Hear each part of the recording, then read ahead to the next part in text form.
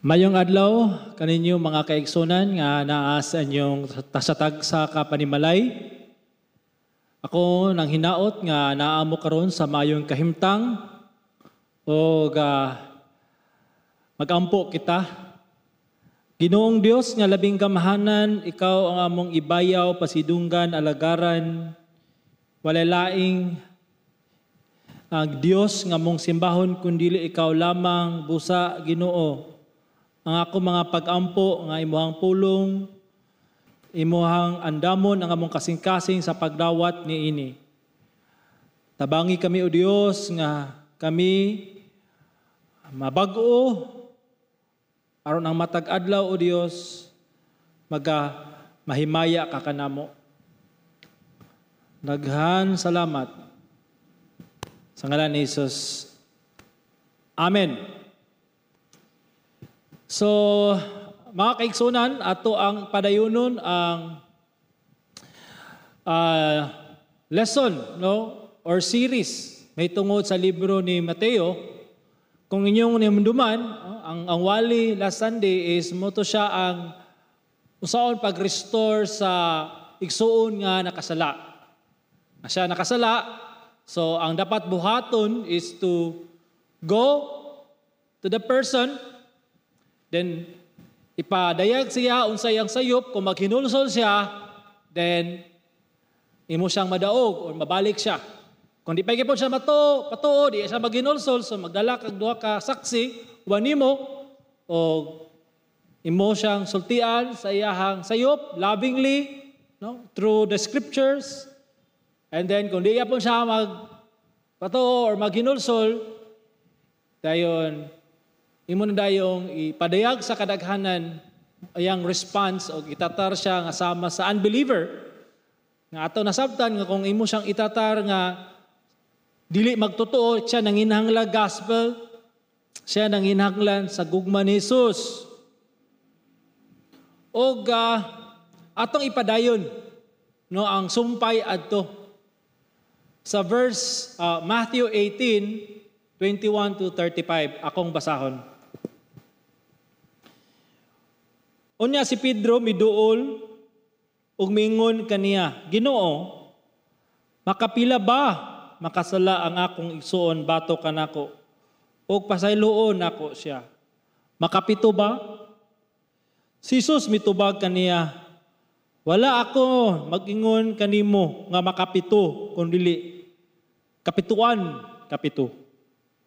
Busa ang gangarian sa langit sama sa usa ka hari nga buot maghusay sa mga utang sa iyang mga ulipon kaniya. Pagsugod niya husay, gipatubang kaniya ang nakautang kaniya og napulo ka libo ka talanton. O kay dili man siya makabayad, ang iyang agalo nagsugo nga ibaligya siya uban ang iyang asawa ug mga anak ug ang tanan niyang butang aron kabayran ang utang. Busa ang ulipon miluhod sa iyang atubangan ug nagpakiuloy nagingon, Ginoo, angan na una intawon ako ug bayran ra unya nako ikaw sa tanan.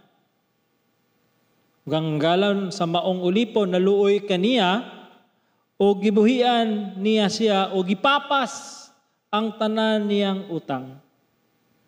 Apan ang maong ulipon sa iyang paggawas nakasugat sa usa sa iyang isig kaulipon nga nakautang kaniya og usa ka gatos ka denaryo og sa dihang nakuptan niya kini sa liog iya kining gituok o giingnan, bayri ako sa imong utang. Busa ang iyang isig kaulipon mihapa sa iyang atubangan o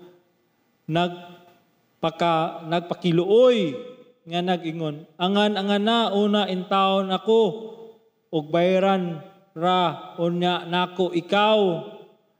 Apan wala siya mosugot ug sa iyang paglakaw gibilanggo kini hangtod nga makabayad sa utang. Sa pakita sa ubang mga ulipon sa naitabo Nasubo sila pag-ayo o nangadto sila sa ilang agalon o gisuginlan nila siya sa tanan nga hitabo. Busa ang iyang agalon ipatawag kaniya o gingnan siya. Dautan nga ulipon. Gipasaylo ko ikaw sa tanan nimong utang kay nagpakiluoy man ikaw kanako. Dili ba nga angay usap unta ikaw maluoy sa imong isig kaulipon? Ingon nga ako naluoy kanimo. O sa kasuko gitugyan siya sa iyang agalon ngadto sa mga tigkastigo hangtod nga makabayad siya sa tanan niyang utang. Ingon usab ni ana ang buhaton kaninyo sa ako nga mahan nga langit nun. Kung ang matag usa kaninyo, dili mo pasaylo sa inyong igsoon gikan sa inyong kasing-kasing. Nay usa ka istorya mga kaigsonan nga nay usa ka pari. Usa ka pari nga nag-conduct og retreat. Usa ni siya ka real story no gisulti sa ako nga nag-conduct og retreat sa mga estudyante. O niya, ang pare, grabe kaayo ka, seryoso, no? Seryoso yun kay retreat lagi. O niya, na mga estudyante, of course, naminaw, na usa ka estudyante na ito nga, grabe ka bulyagon yun. Sige tabi, sige pangkulit sa iyang kauban, urag, kan yun ba ka nang wagi respeto sa pare. So, tingali, kapila sa gibadlo sa pari, o agyapon siya nagpatuo, o, kan yun, as in, nahurot ang pasensya sa pari, o giduulan niya tong lalaki, nga estudyante, o gitamparos sa lingkuranan. O, ang, matod pa sa istorya nga, ang tanan niyang classmate, nagkatawa kaniya o grabe gayud ang iyang kaulaw tungod sa panghitabo o nakaingon siya sa iyang kagalingon di ka mapasaylo yang gignan ang pari. Tuon man niabot ang nilabay ang pila ka tuig katong lalaki ni hamtong na kita nagtrabaho, nakabalik siya sa lugar. O nakasimba siya. O sa dihang nakasimba siya, yang giduulan, napagyapon tong pare, yang giduulan tong pare. Yung siya, Padre, kaila ba ka sa ako? Siya nga, yan yung gipilila yung kagalingan. Ako man tong imong gikuan, gitamparos sa retreat. Nahinumduman niya dahil ang pare, nangingon siya, pasayluag, taong ko sa nabuhat. Sige, okay na pa din, dugay na bitoto. Pasaylo natin ka. Dayon, anak pang bata, salamat na ako kay badlungon mo ko sa una. So, nakita nato no nga naay reconciliation, naay kapasayloan. Kana siya nga mga stories, daghan pa. No? Nga mga stories nga ito kasaksihan sa salida. Wish ko lang, MMK, o kasagara ana, ma-amaze ta. No, malipay ta because it's a noble thing nga mo pasaylo sa igsuon or sa atong isig ka tao. Pero, ang ato ang kapasayloan na ay limit. Di ba? For example, di ba, kasagara sa magtiayon. Di ba? Na ay mga mistakes, na ay mga kuan nga kakabuhat, ay pasaylo, dahil mabuhat na pod, say, mapuno ta, murag, mapulaan ta. O mga kaigsunan, mogya po ni ang pangutana ni Pedro, hantod karon sa aba, ako, sigig pasaylo. So muna, ang ato ang topic karong taknaa, ang basihanan sa mapadayunong pagpasaylo, or unlimited forgiveness, the grounds of unlimited forgiveness. ang basihanan sa mapadayunong pagpasaylo. Kaya nga ito pagkatawhanon na ay limit ang pagpasaylo. Tanawa ang say gingon ni Pedro. Ug si Pedro miduol ug miingon kaniya, Ginoo, makapila ba makasala ang akong igsoon batok kanako?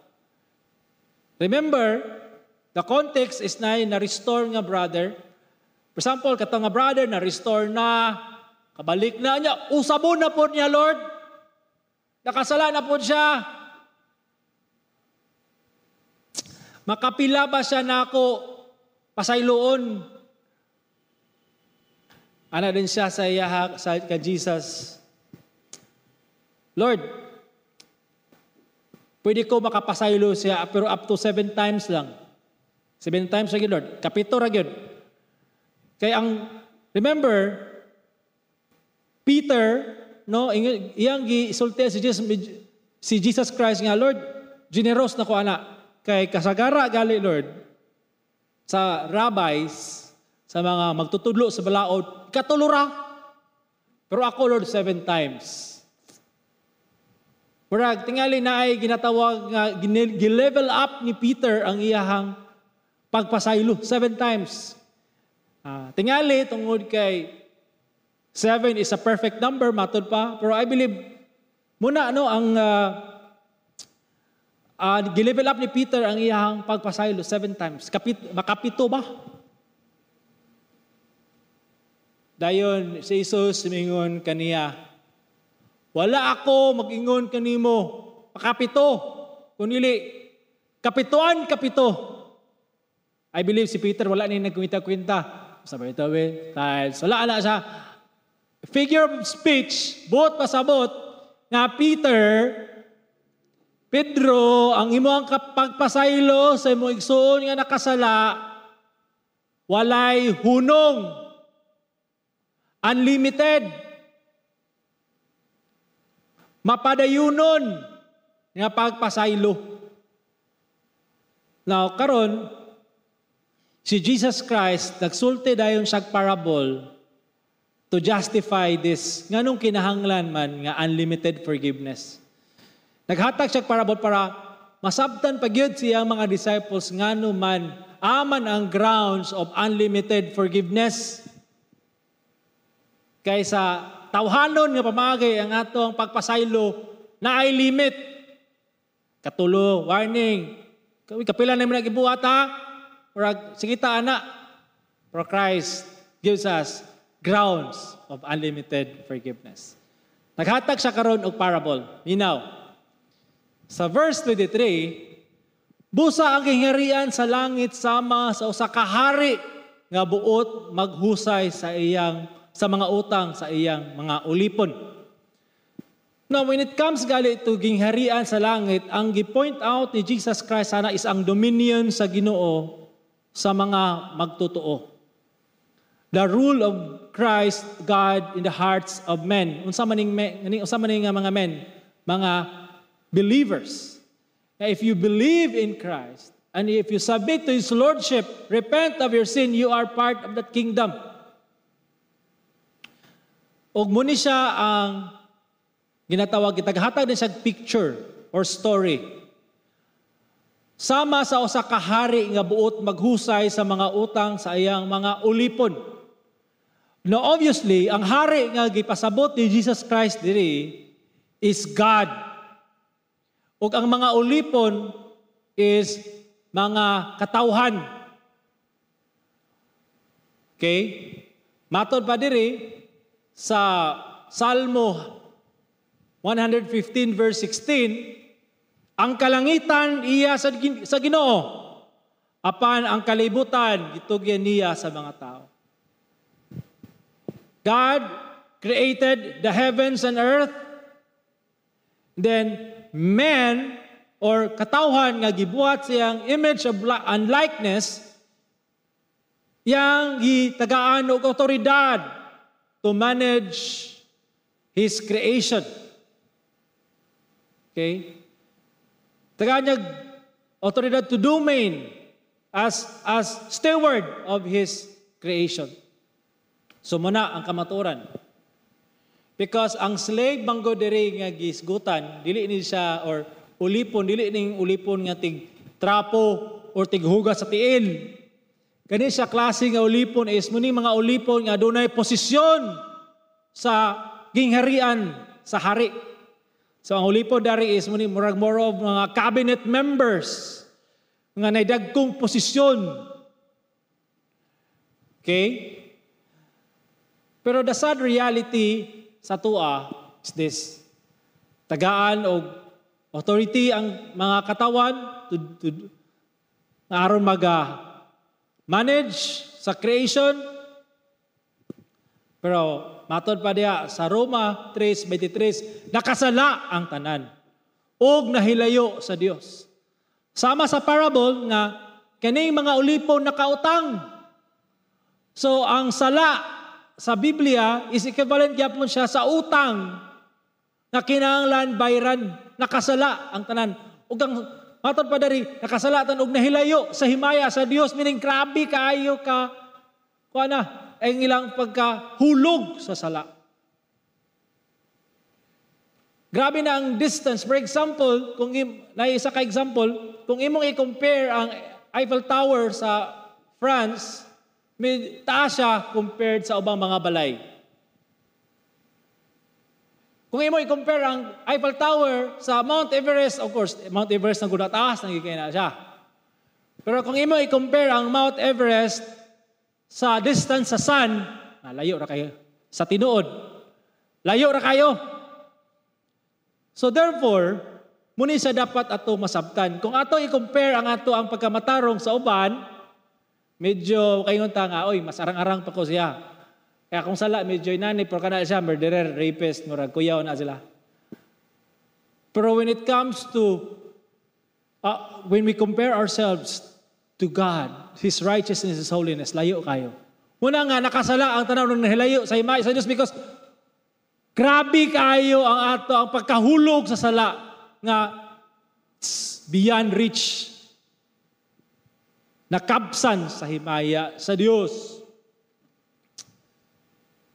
Now karon tanaw na to karon ang degree sa sala. Okay? 24, sa pagsugod niya husay, gipatubang kaniya ang nakautang kaniya og napulo kalibo nga talanton. Okay? Napulo kalibo nga talanton. Daghan nga nakautang, pero iyang gikuha ang usa o gipatubang kaniya. So, kaning word nga gipatubang, nakita nato diri nga dunay unwillingness sa tao nga moatubang sa hari tungod siya guilty, pero gipatubang. Okay? Kaniya. Gihusay sa hari nga kaning utang niya sa ulipon is napulo ka talanton. 10,000 talents. Ang pangutana, unsa man na ginakadako ng 10,000 talents? Sa ako ang research mo niyang na ako ang nakaplagan. 10,000 talents is equals to $60 billion. Matod pa. A day laborer would need to work 60 million days to pay off the debt. Okay, assuming, atong i-assume, no nga, naidako-dako nga paycheck, a rate of 10 talents per year. 10 talents per year, iyahang madawat. The staggering amount would ensure gyapon of imprisonment for at least 1,000 years. Can you just imagine unsa na kadako nga utang sa ulipon sa hari?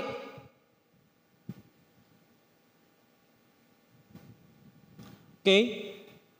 Muna siya igsuon. Now, nice story sa Lucas Kapitulo 5, versikulo 8, nga ang storya ni nga si Pedro ng isda ug wa siya kuha. Kaya wa siya kuha, give up na siya. Og naay time nga si Jesus, okay, miduol kang Pedro, unya gignya niya si Pedro, tota sa lawod. Then, of course, nituman si Pedro, o gignan siya ni Jesus, Pedro, itsa ang pukot sa lanaw. O si Peter, of course, expert di siya nga fisherman. Although, tingali, nasa'y pagduda, pero dituman lang gid siya. Dituman lang gid siya. Tungod kay isulti man. Pag-itsa niya, dakong kuha sa isda ang iyahang nakuha.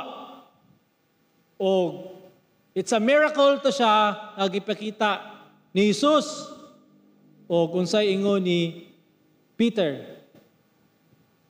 Pahawa kanako kay ako usa ka tawo makasasala, Ginoo. Sa inyo una aksidente ba ni nga nahitabo? Nga, aksidente lang, na madayos. I believe this is not an accident. I believe this is a divine appointment. Nga gi-appoint sa Ginoo sa mga tao to show His glory, to show His holiness. And the goal is, aron masabtan sa tao, unsa sila ka makasala. The same nga gibuhat sa Ginoo aning slave. Diba? Gipakita usa kadako ang iyang utang, the guilt. And then Peter also realized when he saw Jesus' glory, the guilt niya to the holiness compared to when he saw the holiness of Jesus. Sa kuang pagtuon, ako nasabtan nga ang Dios nagapamuhat sa pagkumbiktar sa mga tao sa ilang pagkamakasasala, pinasikad sa iyang pagkabalaan o pagkamatarong pinaagi sa maayong balita. Ga-convict siya. Just like an accounting. Conviction is an accounting. Showing people their sin. The hugeness of their sin. Usa ka dako. Usa ka bugat. Dili lang usa ka dako ang sala. Tanawa pod, usa pod di kadako ang silot. Dili lang usa ka dako ang utang na ang dako nga utang aduna po'y equivalent nga dakong silot. Ato nang masabtan. Sa verse 25, kay dili man siya makabayad tungod sa dako sa utang. Ang iyang galo nagsugo ay baligya siya uban ang iyang asawa, ang anak, ug tanan niyang kabtangan aron mabayaran ang utang. Pero I believe dili gyapon ni enough nga mabayaran ang iyang utang. Ang gipoint lang indiri is na ay silot sa sala. Nga ang sala silutan gayud. Og ako pong nasabtan mga kaigsunan nga maskin kining slave nga nakasala, ang iyang mga assets, ang iyang mga kabtangan, dili gyapon igo nga mobayad sa iyang dakong utang nga kaning tanan useless, not enough for him to pay his debt. Even iyang asawa, ang anak, tanan, combine na tanan relatives, whatever, it will not be enough. Unsa man ni siya sa tuang panahon karon? Daghang mga tao ang ilahang gisaligan is ang ilahang mga spiritual assets. Sa man yung mga spiritual assets lugar? Example, natin sila sa church, wider group, gapray po sila, ginubina sila, kadto sila bukid, kinatos nila ng kaugalingon, or uban, kasalig kay Christian sila, ang ilahang parents na belong sila sa usa ka dako nga dominasyon, usa ka dako nga relihiyon. Ang uban, nagsalig sila silang moralidad, maayot silang tao. Na usa ka question, diagnostic question sa evangelistic nga tool. Gipangutana, Kasagara, muning tubag sa mga tao, kung pangutanon sila nini, kung mamatay ka karon. Ang uban na kay before na ipangutana kay manuktok. Simba ko lang palayo. Napag-iinana para at least di bakulbaan. Kung mamatay ka karon.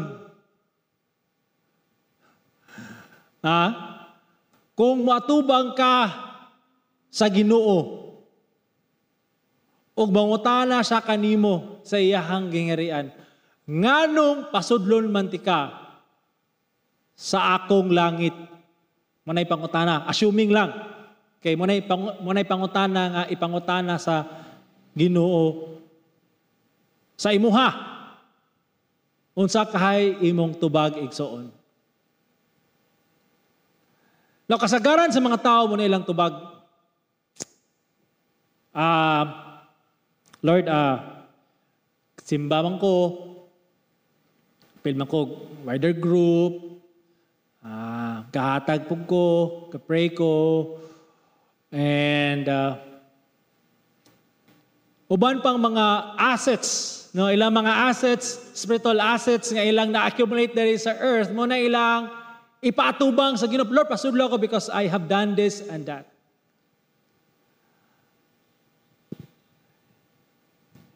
Pero according na verse, those assets are useless.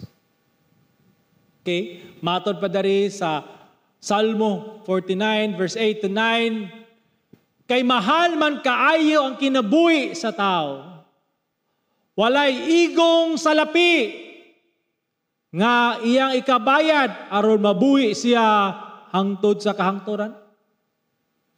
Dili mahiyadto sa lubnganan. Salmo 49, 8 paingon sa 9 mo na ingon sa pulong sa Dios igsoon.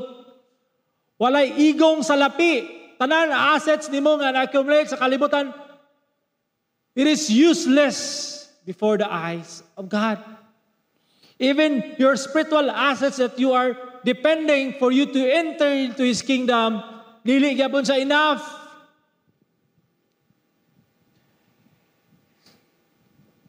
And there's wages nga gidiman sa Ginoo kanatong tanan.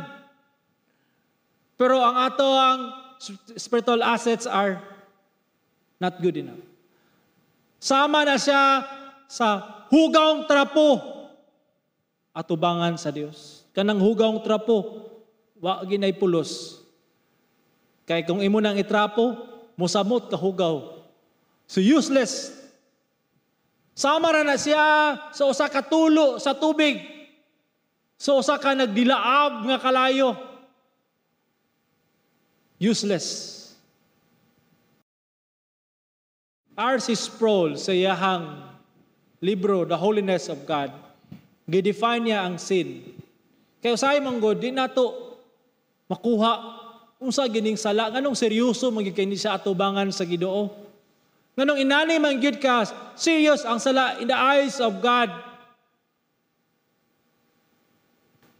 Sin is cosmic treason or pagtraidor. Sin is treason against a perfectly pure sovereign. It's an act of a supreme ingratitude toward the one whom we owe everything.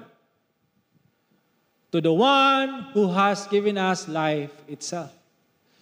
So every time we sin, every time we do things against His will, it is a form of treason in the eyes of God. Okay, you are simply saying, Lord, you have no authority over me. I will do my own thing. I don't agree of your ways. I have my own way. Lord, I have my own way. Muna siya. It's a cosmic treason. We don't respect the authority of God over us. We don't respect Him as the Creator. We don't respect Him as God, full of wisdom and truth, and is perfect. We prefer our own way, and that is rebellion. Reason. That's why sin is serious in the eyes of God. Kung dili na seryoso sa ibang panglantaw ang sala, kay tungod kay imong gigamit nga ti para ang imong kaugalingon nga panglantaw sa sala, ang panglantaw sa kalibutan may tungod sa sala. But if you use the lens, the eyes of God through His Word, you read, you will see that it is a treason. Sin is big deal. And every time we sin, ato nang gideposit sa treasury of wrath. Matod pa sa theologian.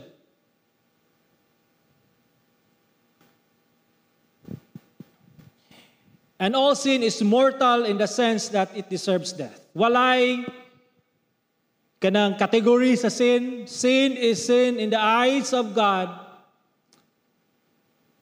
and it deserves death. And great sin, we have done great sin in the eyes of God, therefore it deserves death, kamatayon, punishment.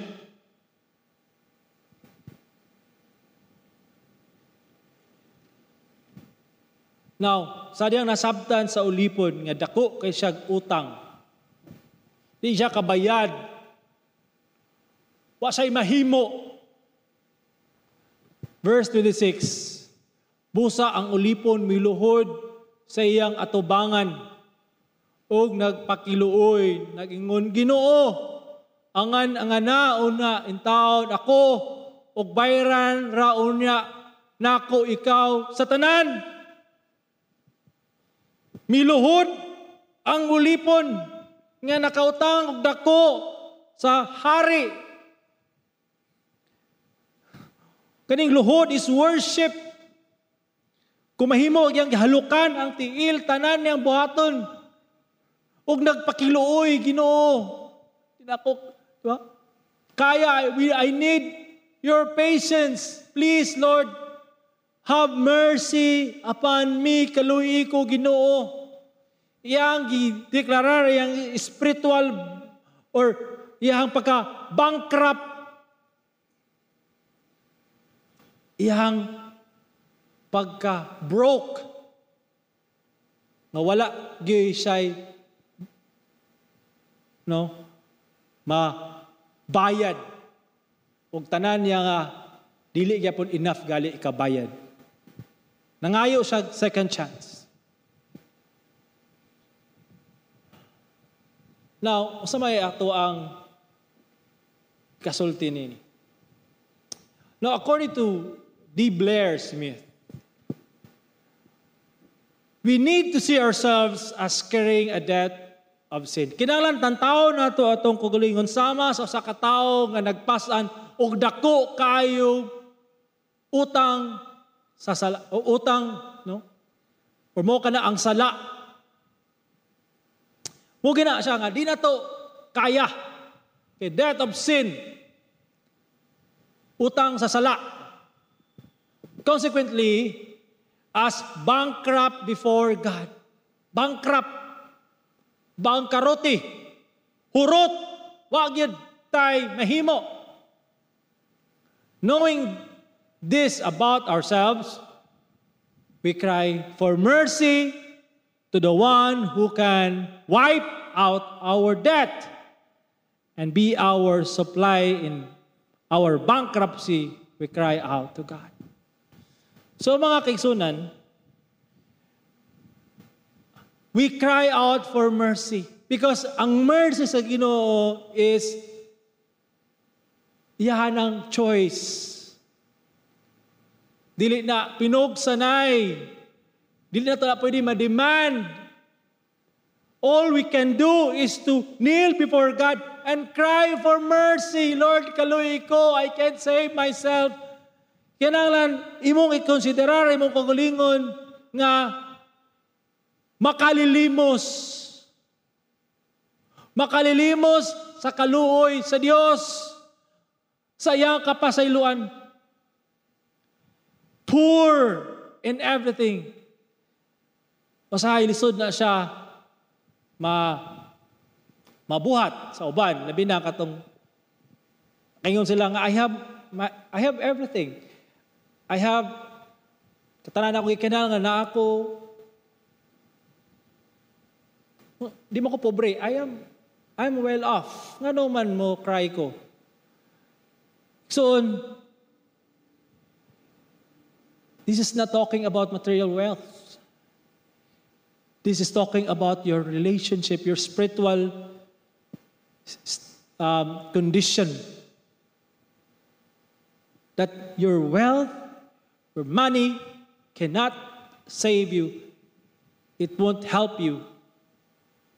It cannot even redeem you.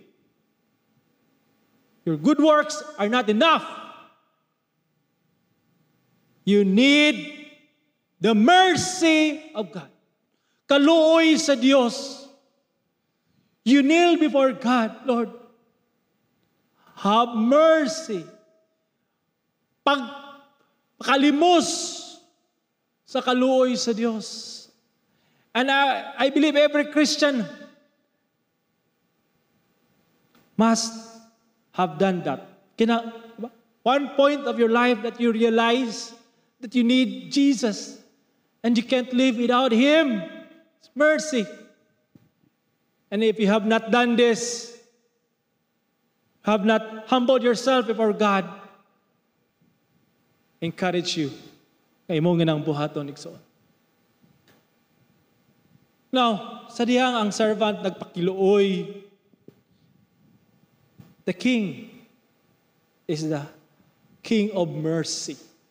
Yung dari, ang agalon sa maong ulipon, naluoy ka niya. Naluoy, move with compassion.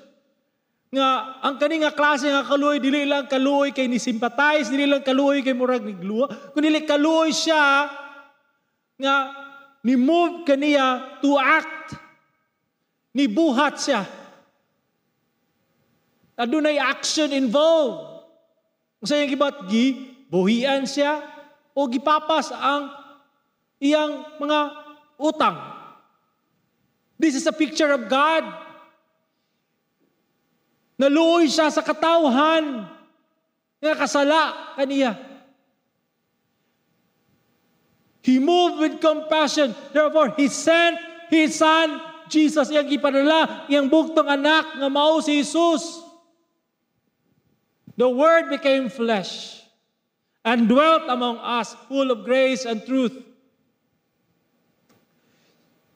Christ lived a perfect life without sin, and for one purpose, to glorify God by paying the sin of the world. On that cross, sa cross, igsoon mo na siya ang display of God's mercy and grace to humanity. Nga nakautang kaniyag dako kaayo. Nga diin si Kristo mo inibayad sa silot sa sala. Siya mo iniangkon sa tanang kabayaran, tanang kapungot sa Diyos. Siya mo inidawat. Siya mo ni-suffer. Then Christ, sa dihang si Kristo, namatay sa cross, ningon siya, natapos na, human na, nabayra na ang tanan requirements sa Ginoo for us to be forgiven has been fulfilled by Jesus, and it is all finished. Died and lived again on the third day. Christ is our only hope. Now let me just remind you of what sabot aning forgive. Yung dari, forgive the debt means to release from legal or moral obligation. Consequence, cancel, remit, or pardon. So, gi-release, gi-cancel. Ang silot, dili na i-implement. And then, kanipag yung let him go or loose, ipalakaw, meaning to grant acquittal, set free, release, pardon, meaning generous na klase ng mercy. buhos ni buhagay ang dakong kaluoy kay ang tanan niyang obligasyon, tanan niyang mga utang gipapas tanan. Why gibilin maskin usa swipe as in wala gid. Wala na. Pati ang silot wala na.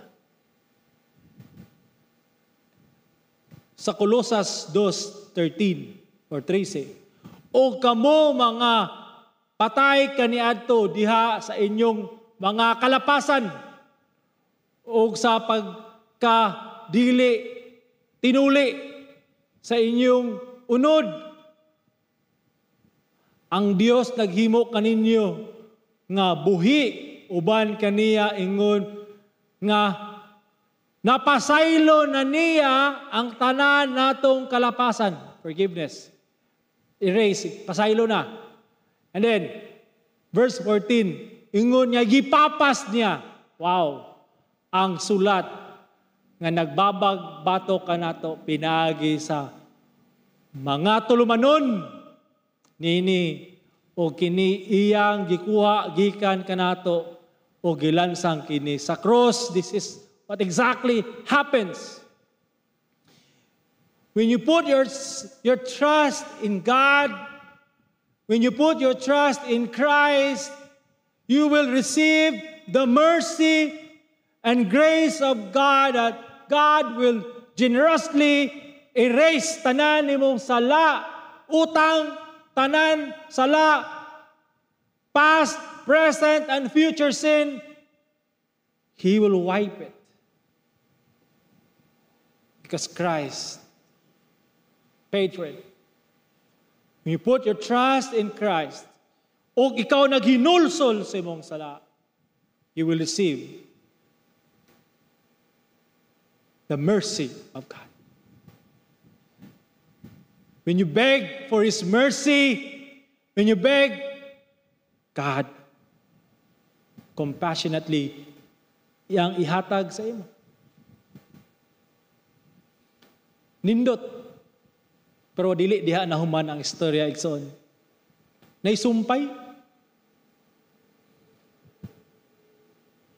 Apan, ang maong ulipon sa iyang paggawas, human niya na dawat na akong grasya, na akong kaluoy sa hari, gipapas niya ang iyang tanang utang, pasaylo siya. No, grabe iyang joy. Pero sa diyang paggawas niya, nakita niya ang iyahang isig kaulipon nga nakautang pila usa ka gatos ka denaryo or 100 days of wages. No, murag dako gyapon sayang ingon. Wag sa diyang iyaking gikon tingali pakita niya yung gigrab, uy, musta naman? O yapag yung umutang. O gikuptan din niya sa liog. O kiniiyang tuok. Ingon niya, bayri ako sa imong utang. Grabe, no? Sikaw paningil, wa kay bayad-bayad. Peri ko.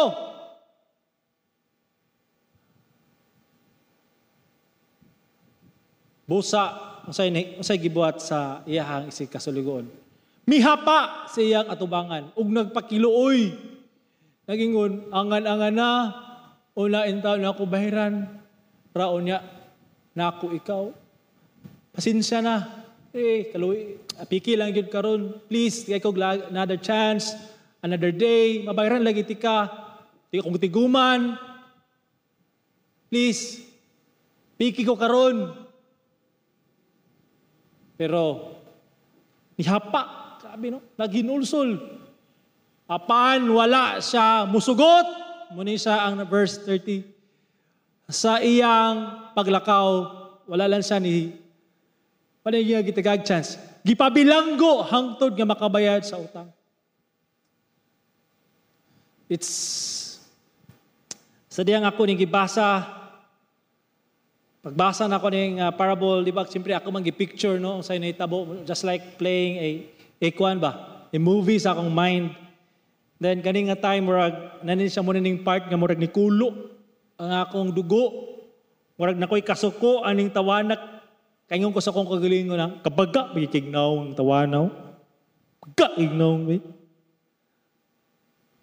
Pero nabot po sa akong mind nga, muna siya ang sa akong mind nga. Joe, every time nga dili ka mo pasaylo sa imong igsuon, sa imong isig katao, kay kapungot, kaligot-got, ikaw na nga person. Ikaw na. O po ni, akong isulti si mo. Kung ikaw adunay tao karon nga wala na pasaylo, especially ang imong igsuon sa pagtuo, tungod sa iyang gibuhat kanimo,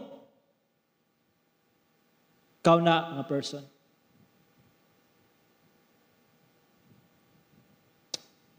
Ikaw.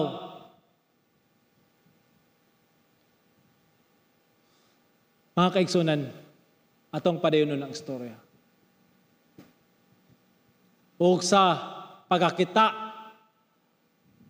sa ubang mga ulipon sa naitabo, nagsubo sila pag-ayo. Nangadto sa ilang agalon o gignan niya siya sa tanang nahitabo.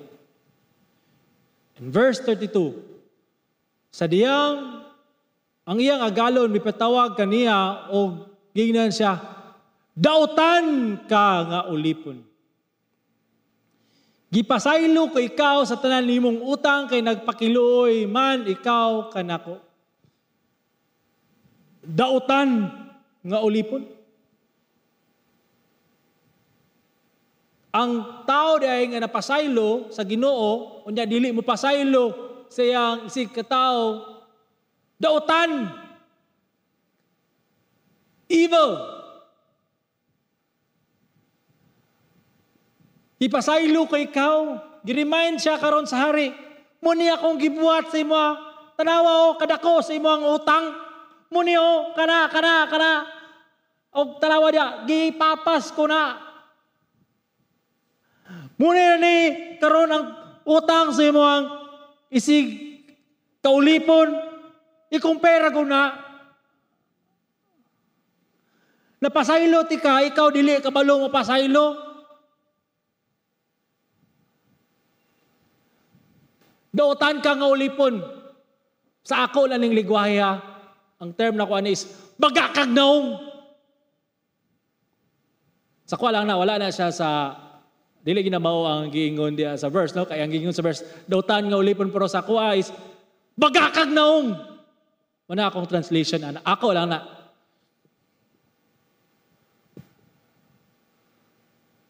So every time, mga kaigsunan, you don't forgive your brother, this is evil in the eyes of God. And God will not dili lang niya siya murag palabyon. Iya gini siyang i-deal seriously. Look at verse 33. Dili ba nga angay usab unta ikaw nga maluoy sa imo ang si kaulipon, ingon nga ako naluoy kanimo. Now, sa diyang gipasaylo kaning ulipon nga adunay dakong utang sa hari, wala man siya gignan sa hari. Itay sa ha, before na ko ni-cancel ang tanang utang, before na ko kapasayloon, musa na yung buhat, kung mapasaylo na gali iti ka, muning buhata ha. Okay, good works, mag-good boy na ka, apil na kag-wider group, apil na kaginana, ana, dayon, kung na'y nakasala, si mo pasaylo ha. Igsuon, wala man na gisulti sa hari.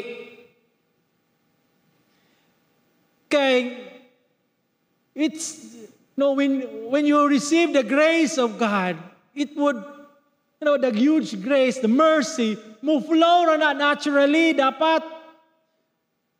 Na those good works and love to neighbor will always flow because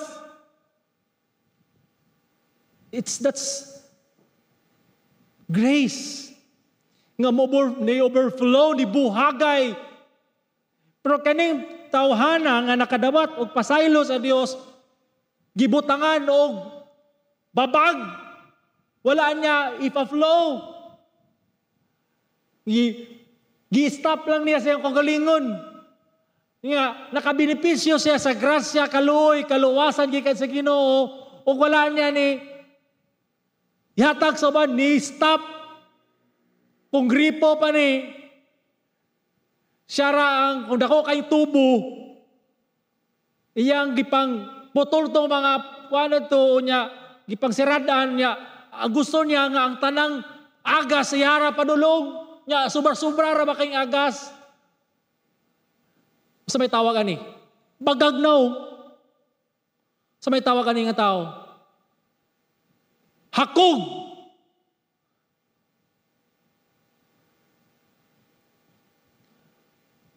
Siya ra ang nakabenepisyo, wala niya ihatag sa uban. And this is evil in the eyes of God. And therefore,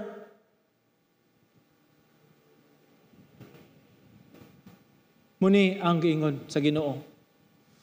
Nasuko og sa kasuko na anger, na fury, gitugyan siya sa iyang agalon ngadto sa mga tigkastigo. Now this anger, no, lead him nga i-torture ning slave. Now, sa picture, this is also a kind of anger, father, no, sa nga kasuko sa iyang anak nga nakabuhat og dakong sala.